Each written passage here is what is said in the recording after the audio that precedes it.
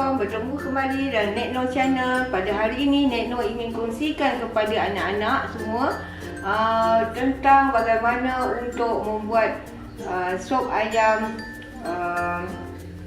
tom yum putih, di mana ia boleh dimakan oleh ibu berpantang dan juga seisi keluarga.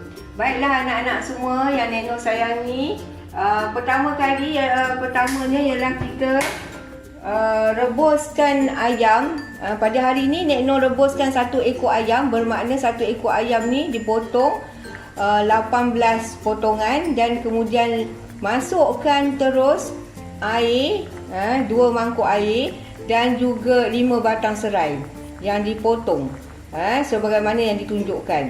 Baiklah, sehingga mendidih dan didapati bahawa cukup masak, ayam ni dah cukup masak, barulah kita akan masukkan sayur-sayuran dan rencahnya.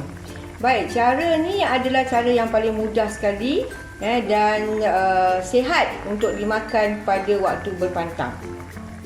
Baiklah, hari ni Nek Noh menggunakan Maggi cukup rasa, perencah tom yum adabi. Kalau satu ekor ayam kita gunakan perencah tom yum putih adabi ni 2, dan juga ada menggunakan 1 mangkuk kecil sos cili live dan juga tomato, dan seterusnya menggunakan lemon, kemudian limau nipis, ada limau purut, lada, sayur kacang buncis, kobis panjang, seledri, carrot, bawang besar dan juga bawang putih. Apa yang Nek Noh buat pada hari ini ialah apa yang ada di dalam bekalan peti sejuk dan juga bahan-bahan yang ada di dapur. Baiklah, kita teruskan. Setelah ayam kita ni telah direbus dengan serai tadi, 5 batang serai, satu ekor ayam yang dipotong 18 ketul, dan kita masukkan lemon. Lemon ni suku. Baiklah, biji dia anak-anak jangan buang. Bijinya boleh ditanam. Ni macam mana Nek Noh tanam jadi pokok lemon ni. Berbuah ke tak berbuah tu nombor 2, tapi kita tanam. Baiklah, kita perahkan lemon tersebut, airnya.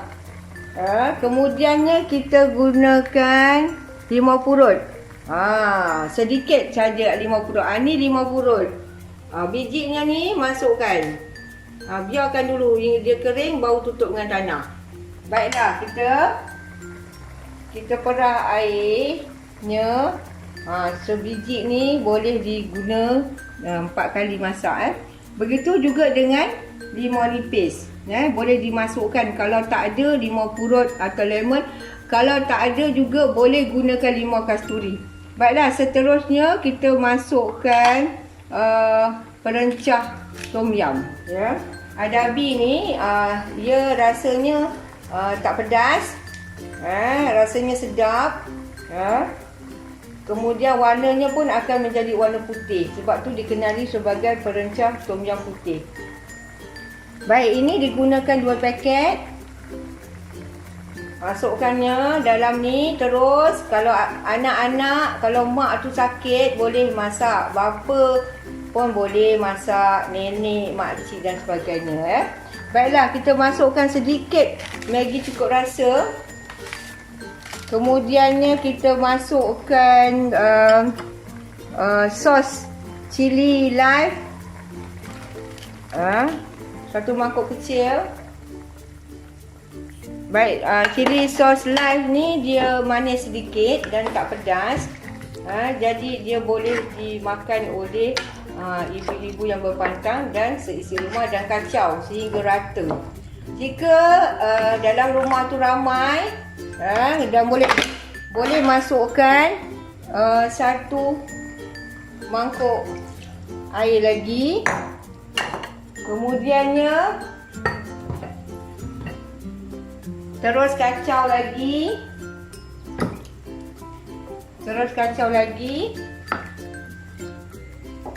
Dan masukkan carrot dahulu Sebab carrot ni dia keras dan anak-anak perlu masukkan dahulu supaya ia lembut. Baik, biarkan ia mendidih sekejap sehingga carrot ni setengah masak. Ya. Dan kacau.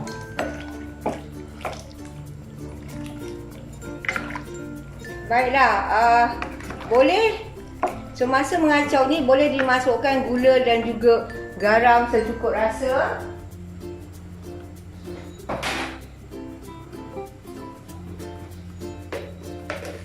Baik, Nek Noh gunakan 2 sudu gula dan juga 1 sudu garam ke dalam tom yum tadi.